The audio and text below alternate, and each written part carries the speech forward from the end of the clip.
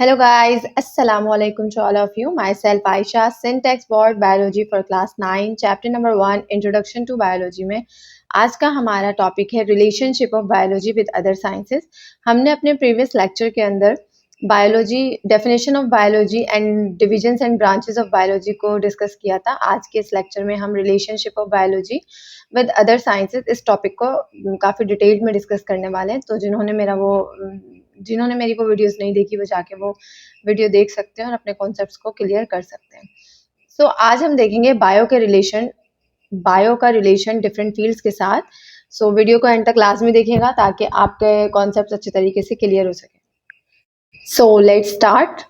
Bio का relation आपकी book में 5 डिफरेंट फील्ड्स के साथ दिया है। इसके अंदर हम ये देखेंगे कि बायोलॉजी कितनी साइंसेस के साथ, कितने डिफरेंट सब्जेक्ट्स के साथ लिंक्ड करके उसके अंदर क्या होता है, क्या न्यू ब्रांच बनती है और उसमें हम क्या क्या पढ़ते हैं। ये सारी चीज़ों को आज हम काफ़ी डिटेल्ड में डिस्कस करेंगे। आपकी बुक में यहाँ लिखा है biology is considered as interdisciplinary science. तो इसको ये इंटरडिसिप्लिनरी साइंस इसीलिए कहा जाता है कि बायोलॉजी एक ऐसा सब्जेक्ट है जो दूसरे सब्जेक्ट के साथ लिंक करता है, एसोसिएट करता है, इसीलिए हम इसे इंटरडिसिप्लिनरी साइंस कहते हैं। यहाँ पे लाइन मौजूद है, biology is multi dimensional subject and link with other sciences. आपके बुक के अंदर बायो को 5 डिफरेंट फील्ड्स के साथ लिंक करवाया गया है और जब बायो को 5 डिफरेंट फील्ड्स के साथ लिंक करवाया गया तो वो एक न्यू ब्रांच बनाई गई उन 2 ब्रांचेस को मिलाने के बाद।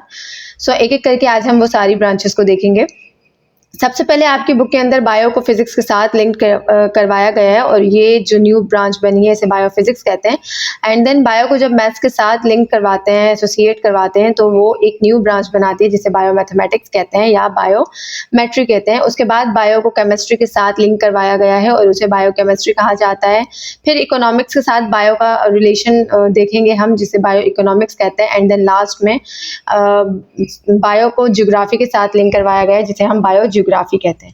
सबसे हम ये देखेंगे कि ये दोनों सब्जेक्ट्स एक दूसरे के साथ किस तरह डील करते हैं और इनसे हमें क्या हासिल होता है और इसके अंदर हम क्या स्टडी करेंगे, सारी चीज़ों को हम देखेंगे। सबसे पहले आपकी बुक में जो रिलेशन दिया है वो बायो का रिलेशन फिजिक्स के साथ दिया है, तो हम बायो का रिलेशन फिजिक्स के साथ देखते हैं। वो इसके अंदर जब लोग आते हैं, जब बायो फिजिक्स लोग कोई चूज़ करते हैं तो उसके अंदर क्या स्टडी की जाती है, सारी चीज़ों को आज हम देखेंगे। सबसे पहले तो बायोफिजिक्स जो है बहुत ही एक आसान चीज़ है, बहुत ही सिंपल सी बात है, ये इतना डिफिकल्ट नहीं है।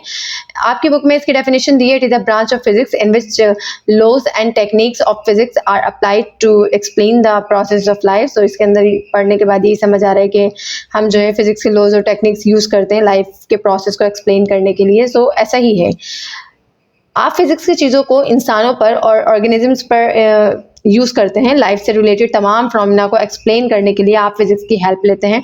फिजिक्स के तमाम लॉज, तमाम टेक्निक्स, तमाम फॉर्मूलाज और तमाम प्रोसेसेस जो कहीं ना कहीं आपकी लाइफ को एक्सप्लेन करते हैं, यानी आपकी ज़िंदगी के प्रोसेसेस को समझाते हैं और ऑर्गेनिजम्स की बॉडी में क्या होता है उसे एक्सप्लेन करते हैं, ये सब बायोफिजिक्स में स्टडी की जाती है। फॉर एग्जाम्पल, अगर हम एग्जाम्पल की बात करते हैं तो बायोफिजिक्स बहुत ही सिंपल है। आपके तमाम diagnostic instruments, for example X-rays, आप एक्सरेज करवाते हैं। एक्सरेज कहाँ से आती हैं? ये फिजिक्स से आती हैं। ये फिजिक्स या केमिस्ट्री की हेल्प से बनती हैं। फिर सिटी मशीन और सिटी स्कैनर होते हैं।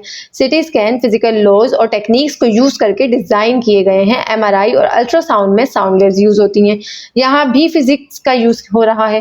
इसके अलावा यहाँ आपकी बुक में एक और अच्छी चीज़ दी गई है जिसे रेडियो फिजिक्स कहते हैं। अब रेडियो फिजिक्स कौन सी ब्रांच है? रेडियो फिजिक्स ब्रांच के अंदर क्या होता है? रेडियो फिजिक्स ब्रांच में बेसिकली रेडियो एक्टिव आइसोटॉप्स का यूज़ किया जाता है, जो बॉडी के अंदर डिफरेंट मटेरियल्स होते हैं उसकी लोकेशन को ट्रेस करने के लिए और काफ़ी मल्टीपल चीज़ों के लिए जो है ये रेडियो फिजिक्स काम आती है। सो रेडियो फिजिक्स बेसिकली क्या ब्रांच है, इसका मतलब क्या है ये समझते हैं। रेडियो फिजिक्स बेसिकली वो ब्रांच है जहाँ रेडियो एक्टिव आइसोटॉप्स यूज़ किए जाते हैं। अब रेडियो एक्टिव आइसोटॉप्स कहाँ कहाँ यूज़ होते हैं? हम इन्हें मेडिसिन फील्ड में यूज़ करते हैं। मेडिसिन फील्ड में कुछ डिजीज़ को डायग्नोस करने के लिए इनका यूज़ होता है। फॉर एग्जांपल, हमारी गर्दन में एक ग्लैंड होता है जिस ग्लैंड को थायराइड ग्लैंड कहते हैं और ये थायराइड ग्लैंड कुछ इस तरीके से होता है। ये थायराइड ग्लैंड कुछ इस तरीके से होता है, बटरफ्लाई शेप का ये थायराइड ग्लैंड होता है और इस थायराइड ग्लैंड में आयोडीन होता है। यहाँ इस थायराइड ग्लैंड के अंदर आयोडीन होता है। कुछ केसेस में जब हमें थायराइड की प्रॉब्लम्स को पता लगाना होता है तो हम पेशेंट को रेडियोएक्टिव आयोडीन देते हैं। ये रेडियोएक्टिव आयोडीन थायराइड ग्लैंड में जमा हो जाते हैं। यहाँ रेडियोएक्टिव आइसोटॉप्स यूज किए जाते हैं। आपने अभी ये टॉपिक नहीं पढ़ा लेकिन आप बाद में लाजमी पढ़ेंगे। डीएनए या बैक्टीरिया पर जो डिफरेंट एक्सपेरिमेंट्स किए जाते हैं उनमें भी रेडियोएक्टिव आइसोटॉप्स यूज किए जाते हैं, क्योंकि आप उन्हें ट्रेस कर सकते हैं। जो मेडिसिन जो मशीन्स रेडियोएक्टिव आइसोटॉप्स को डिटेक्ट करती हैं उनके थ्रू आप डिटेक्ट कर सकते हैं। इसी तरह अगर आपको पता है कि हमारे सेल में प्रोटीन्स राइबोसोम्स पर बनते हैं, राइबोसोम सेल के ऑर्गेनील्स होते हैं जो प्रोटीन बनाने का काम करते हैं। ये जो राइबोसोम्स होते हैं ये प्रोटीन बनाने का काम करते हैं और ये अमाइनो एसिड को जोड़कर जब अमाइनो एसिड मिलते हैं तो ये अमाइनो एसिड्स मिलने के बाद प्रोटीन बनाते हैं। ये अमाइनो एसिड्स जब मिलते हैं तो अमाइनो एसिड मिलने के बाद प्रोटीन बनते हैं। अच्छा, साइंटिस्ट को कैसे मालूम हुआ कि प्रोटीन राइबोसोम्स बनाते हैं? राइबोसोम्स के अलावा कोई और ऑर्गेनील हमारी बॉडी में ऐसा नहीं है जो प्रोटीन बनाने का काम करता है। या साइंटिस्ट को ये कैसे पता चला कि जो प्रोटीन होते हैं वो राइबोसोम्स पर ही बनते हैं और बॉडी के किसी ऑर्गेनल्स पर नहीं बनते? तो ये साइंटिस्ट ने भी रेडियो फिजिक्स की हेल्प ली और रेडियोएक्टिव आइसोटॉप्स के थ्रू साइंटिस्ट को भी मालूम हुआ कि जो प्रोटीन है वो राइबोसोम्स में बनते हैं। अच्छा, ये मैंने यहाँ पर एक स्ट्रक्चर ड्रॉ किया है अमाइनो एसिड का। ये है अमाइनो एसिड का स्ट्रक्चर। तो उन्होंने क्या किया, उन्होंने अमाइनो एसिड की लेबलिंग की। लेबलिंग का मतलब होता है कि उस पर रेडियोएक्टिव आइसोटॉप लगा दिए। ये एक अमाइनो एसिड है, इसमें से एक एटम निकालकर उसकी जगह रेडियोएक्टिव आइसोटॉप्स लगा दिए। फिर उन्होंने देखा कि ये अमाइनो एसिड कहाँ कहाँ से गुजर रहे हैं। इस तरह उन्हें पता चला कि प्रोटीन बनाने में कौन से ऑर्गेनील्स या सेल के कौन से स्ट्रक्चर्स इन्वॉल्व है। इसलिए रेडियोएक्टिव आइसोटॉप्स का यूज डायग्नोस्टिक पर्पस के लिए भी होता है, रिसर्च के लिए भी होता है। इसके अलावा रेडियोएक्टिव आइसोटॉप्स ट्रीटमेंट में भी यूज होते हैं। जैसे अभी मैंने बताया कि थायराइड ग्लैंड में इनका यूज डायग्नोसिस के लिए भी किया जाता है। यानी अगर किसी को कोई ट्यूमर वगैरह हो और हम उस ट्यूमर को खत्म करना चाहें और पूरी बाकी बॉडी को कोई इफेक्ट ना हो, हम ऐसा करना चाहें, सिर्फ ट्यूमर को रिमूव करना चाहें, तो हम जो है क्या करते हैं, तो हम रेडियोएक्टिव आयोडीन देते हैं जो सीधा थायराइड में जमा हो जाते हैं और अपनी रेडिएशन की वजह से ट्यूमर को ख़त्म कर देते हैं। ये थी रेडियो फिजिक्स की बात। जैसे मैंने अभी बताया कि आज हम बायोफिजिक्स में बहुत सारी चीज़ों को यूज़ करते हैं और ये फिजिक्स की ब्लेसिंग से। अगर फिजिक्स में इलेक्ट्रिसिटी की बात करें तो हॉस्पिटल्स के ज़्यादातर इंस्ट्रूमेंट्स इलेक्ट्रिसिटी पर चलते हैं। यानी अगर आप इलेक्ट्रिसिटी यूज़ कर रहे हैं तो वही इलेक्ट्रिसिटी उन इंस्ट्रूमेंट्स को भी चलाती है अगर इलेक्ट्रिसिटी ना हो, या फिजिक्स ये एक्सप्लेन ही ना करे कि इलेक्ट्रिसिटी कैसे काम करती है, जो आप उन इंस्ट्रूमेंट्स को तो आप उन इंस्ट्रूमेंट्स को यूज़ कर ही नहीं सकते। जैसे अभी मैंने एक चीज़ और बताई थी कि साउंड वेव्स भी यूज़ होती हैं। अल्ट्रासाउंड में साउंड वेव्स यूज़ की जाती हैं।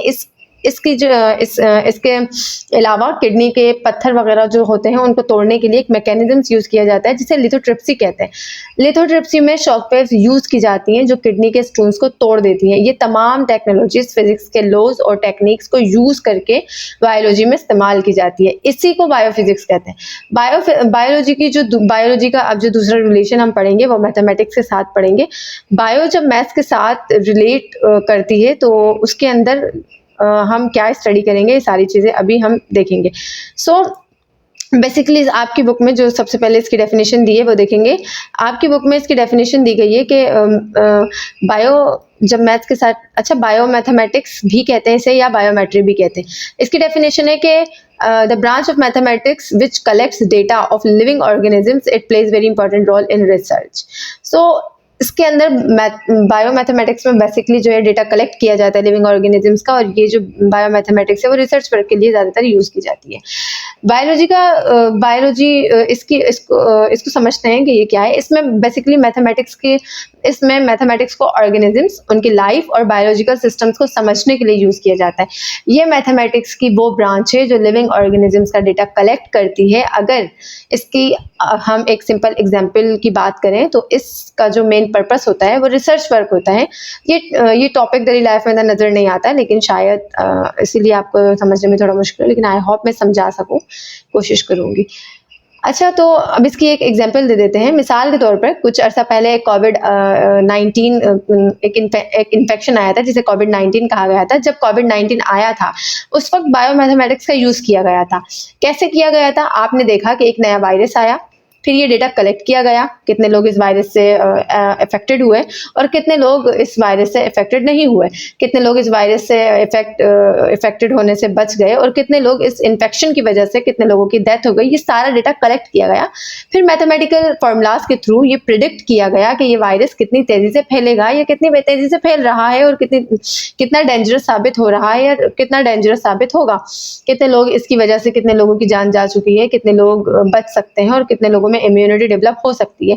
ये तमाम काम बायोलॉजी में मैथमेटिकल फॉर्मूलाज को यूज करके किया जाता है। इसी को बायोमैथमेटिक्स कहते हैं।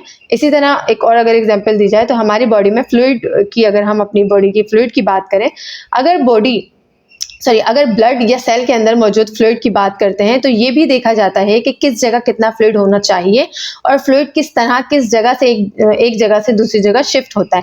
इस प्रोसेस को फ्लूइड डायनेमिक्स कहते हैं। फ्लूइड डायनेमिक्स को प्रिडिक्ट करने के लिए कैलकुलेशन करनी पड़ती है, ये यानी मैथमेटिकल फॉर्मूलाज का यूज करना पड़ता है। उस हिसाब से पेशेंट की ट्रीटमेंट की जाती है। फॉर एग्जाम्पल, अगर किसी पेशेंट का बहुत ज़्यादा ब्लड लॉस हो गया है तो पहले ये मालूम किया जाता है कि इसका जो ब्लड लॉस हुआ है या जो फ्लूइड इसका लॉस हुआ है वो बॉडी के किस पार्ट से हुआ है। मतलब हमारी बॉडी में दो कंपार्टमेंट्स होते हैं, एक इंट्रासेल्यूलर यानी सेल के अंदर वाला पार्ट और एक एक्स्ट्रा सेल्यूलर यानी सेल के बाहर वाला पार्ट। कुछ फ्लूइड सेल के अंदर होता है और कुछ सेल के बाहर होता है। अगर मतलब जब कैलकुलेशन की जाती है, किसी का ब्लड लॉस हुआ है, जब कैलकुलेशन की जाती है तो हम ये देखते हैं कि फ्लूइड किस कंपार्टमेंट से ज़्यादा लॉस हो रहा है, तो उसी हिसाब से जो है पेशेंट को डायग्नोस किया जाता है। अगर आप कभी हॉस्पिटल गए हो तो आपने देखा होगा कि डिफरेंट किस्म की ड्रिप्स होती हैं। डॉक्टर्स और मेडिकल स्टाफ कैलकुलेशन की हेल्प से डिसाइड करते हैं कि इस पेशेंट के लिए कौन सी ड्रिप ठीक रहेगी और कौन सी नहीं। यानी यहाँ पर भी यानी जो है हम बायोलॉजी में इन सारी चीज़ों को मैथमेटिकल फॉर्मूलाज के थ्रू इस बायोमैथमेटिक्स में स्टडी करते हैं। इसी तरह पॉपुलेशन जेनेटिक्स वाली ब्रांच, इसी तरह अगर हम ये वाली एग्जांपल लेते हैं पॉपुलेशन जेनेटिक्स में, जो जेनेटिक्स की ब्रांच है, पेरेंट्स से ऑफस्प्रिंग का जो कैरेक्टर्स के ट्रांसफ़र होती है उसकी स्टडी जिसमें हम करते हैं जेनेटिक्स के अंदर। पेरेंट्स से ऑफस्प्रिंग में जो कैरेक्टर्स का ट्रांसफ़र होता है वो स्टडी हम जेनेटिक्स में करते हैं। तो अगर इसकी एग्जांपल ली जाए तो पॉपुलेशन जेनेटिक्स और एवोल्यूशन में पॉपुलेशन की भी जो स्टडी की जाती है ये भी हम मैथमेटिक्स में करते हैं, बायोमैथमेटिक्स की ब्रांच में करते हैं। उसमें ये देखा जाता है कि पॉपुलेशन में कौन कौन से कैरेक्टर्स मौजूद हैं, यानी हर कैरेक्टर की फ्रीक्वेंसी कितनी है, कौन सा कैरेक्टर कितने लोगों में पाया जाता है, क्या वो कैरेक्टर कांस्टेंट है या उसमें कोई चेंजिंग आ रही है। इन तमाम चीज़ों की स्टडी करने के लिए भी मैथमेटिकल फॉर्मूलाज का यूज़ किया जाता है। इसी वजह से इस ब्रांच को बायोमैथमेटिक्स या बायोमेट्रिक्स कहा जाता है या तो फिर बायोमेट्रिक कहा जाता है। सो आज के इस लेक्चर के अंदर हमने relationship of biology with other sciences की दो फील्ड्स, बायो का रिलेशन दो फील्ड के साथ देखा है। सो इंशाल्लाह हम अपने नेक्स्ट लेक्चर के अंदर पार्ट 2 के अंदर बायो का रिलेशन केमिस्ट्री के साथ, ज्योग्राफी के साथ एंड लास्ट वन इकोनॉमिक्स के साथ देखेंगे। सो अगर आपको लेक्चर समझ आया तो कमेंट करके अपना रिव्यू लाजमी दीजिएगा एंड चैनल को subscribe and share and bell icon press करना मत भूलिएगा ताकि नेक्स्ट पार्ट जैसे ही अपलोड हो आप तक पहुँच जाए। टेक केयर, अल्लाह हाफिज़।